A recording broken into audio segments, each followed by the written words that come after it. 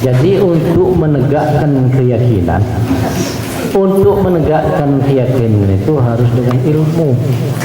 Semakin sempurna ilmunya, maka keyakinan akan sempurna.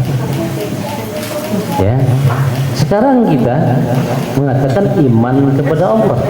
Tentunya ya ilmu pengetahuan kita tentang Allah harus luas ini. Bukan hanya sebut-sebut begitu saja. Ya. Barulah setelah kita tahu ilmunya ngerti kita, barulah secara otomatis ya keimanan, keyakinan itu akan diikut. Sebab dasarnya timbulnya yakin itu dengan ilmu. Contohnya seperti ini. Umpamanya ibu bikin kue bolu, tapi tentang tata cara ibu buat kue itu nggak sempurna. Kalau ibu buat kue apa namanya bolu itu, apa timbul satu keyakinan kalau ibu buat kue itu pasti bagus seperti ini? Tentunya tidak, karena ilmunya ya tentang bagaimana cara membuat kue yang bagus itu nggak ada. Ibu buat asalan, tentu hasilnya ya sesuai dengan ilmu yang ada dengan ibu, itulah hasilnya. Nah sekarang bagaimana supaya kita membuat kue bolu artinya sempurna dia, ya tentunya resep itu harus dikuasai. Sampai bagaimana tata cara membuat kue itu juga harus kita paham betul. Ya, barulah kalau ilmunya sudah disempurnakan, insya Allah hasilnya nanti sempurna aja, sesuai dengan resepnya. Jadi harus diawali dengan ilmu. Nah sekarang karena sudah pernah coba yang namanya buat kue bolu, resepnya udah dikuasai sama dia, pernah dicoba sama dia, ya hasilnya memuaskan. Nah sekarang ada orang yang minta, tolong buat saya kue bolu yang bagus. Tentu ibu sudah punya keyakinan, sudah bisa ibu gambarkan kalau saya buat kue seperti ini sesuai dengan resep ini pasti jadi. Tuh.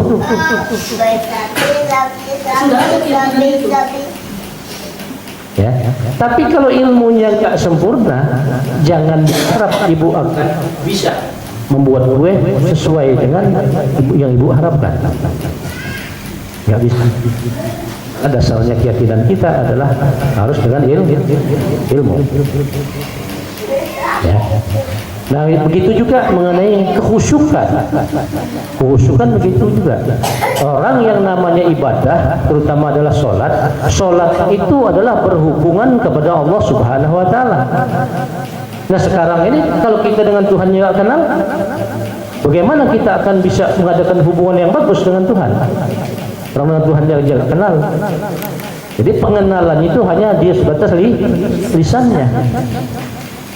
Oleh sebab itu supaya hubungan kita dengan Tuhan itu betul-betul bagus, betul-betul berkomunikasi dengan Dia, harus sempurnakan ilmunya, ilmu tentang ketuhanan. Tapi itulah ilmu ketauhidan namanya. Ya, jadi harus dituntut ilmunya dulu. Ya, kalau umpamanya orang kita dengar orang ceramah, kita harus sholat dengan khusyuk, ini harus begini, ilmunya nggak pernah diajarkan. Apa bisa kita berbuat itu? Nggak bisa. Harus diajarkan ilmunya itu, baru bisa mencapainya. Kalau kita nggak pernah belajar, terus hanya mendengarkan orang ceramah, kita harus diperintahkan untuk sholat khusyuk, sementara nggak diajari bagaimana caranya supaya khusyuk, ya bagaimana khusyuk akan datang?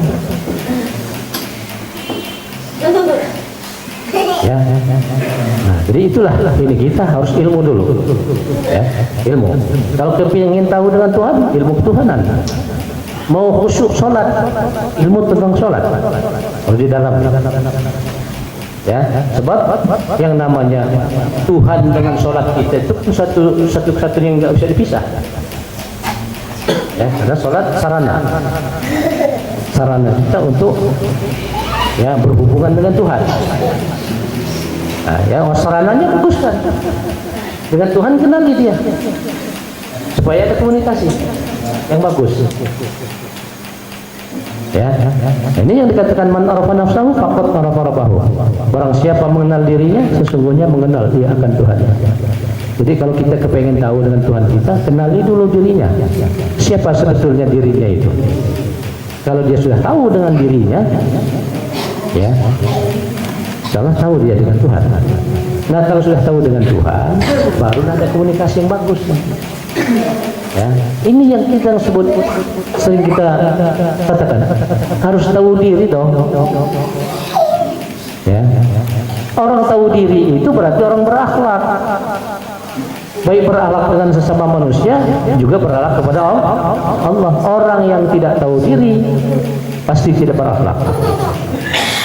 Dia tidak bisa menempatkan dirinya sebagai apa? Ya, maka kita harus tahu diri. Bisa membedakan, ya, mana yang Tuhan, mana yang kita. Kalau kita sudah bisa membedakan mana yang Tuhan, mana yang kita, harus tahu dengan diri kita. Loh, kalau kita tahu diri kita seorang hamba, ya bagaimana sikap seorang hamba terhadap sang hamba? Itu yang tahu diri namanya. Ya.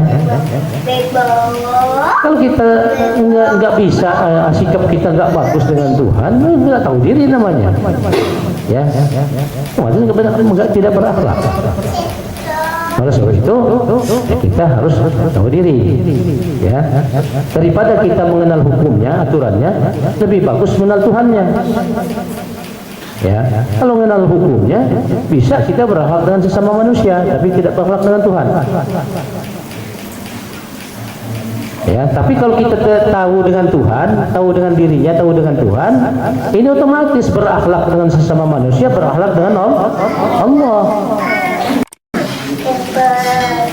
Ya, ini yang maksud awaludin ma'rifatullah. Awalnya agama itu mengenal Allah. Ya, harus mengenal Allah. Ya, jadi khusyuk itu rahmat, hidayah. Khusyuk itu miliknya Tuhan. Tapi kita namanya ikhtiar. Kita ikhtiar.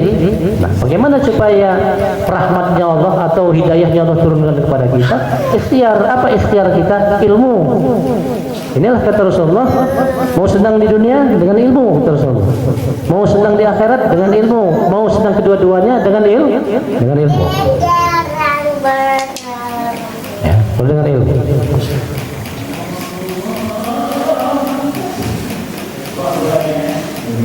Itu ya Bu ya. Ya. Jadi yakin tidak ada kalau nggak ada ilmunya. Ya. Contohnya nih yang yakin itu. Sebelum Ibu bergabung di sini, Ibu kan baru dengar bahwa ada pengajian Al-Hanif yang alamatnya Sukarame 2, Bandung Barat. Yang penyampainya namanya si Bulan. Ini khobar namanya. Oleh sebab itu kebenaran khobar ini harus dicari. Ya. Nah, mencari inilah ilmu namanya, mencari ilmu, mencari tahu. Ya, pertama yang Bapak Ibu temui adalah tempat pengajian.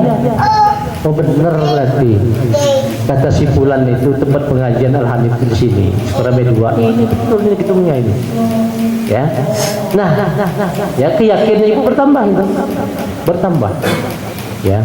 Oh yakin betul tempat pengajian di sini. Tapi apakah sempurna ininya, keyakinannya? Belum sempurna. Ya. Kenapa belum sempurna? Karena Ibu belum mengenal secara keseluruhan. Belum pernah masuk gedung ini, baru dilihat dari bawah sana. Belum masuk ke sini dan belum ketemu juga dengan sang penyampai. Belum tahu. Ya. Nah setelah ibu cari tahu, ya, ibu ini sampai masuk ke sini, sampai ketemu dengan saya, ya, barulah keyakinan ibu tentang pengajian Al-Hanif ini, ya, betul-betul ya, yakin, karena ilmunya sudah ada, sudah tahu dia. Ya, nah keyakinan seperti ini yang nggak bisa berubah. Ini yang namanya keyakinan yang hak, yang tidak bisa berubah. Tapi kalau baru berita, ya, kalau baru berita itu bisa berubah-ubah. Oleh sebab itu kita harus mencari kebenaran namanya. Setelah mencari, sudah kita tahu kebenaran, barulah timbul satu keyakinan yang hak, yang tidak bisa berubah.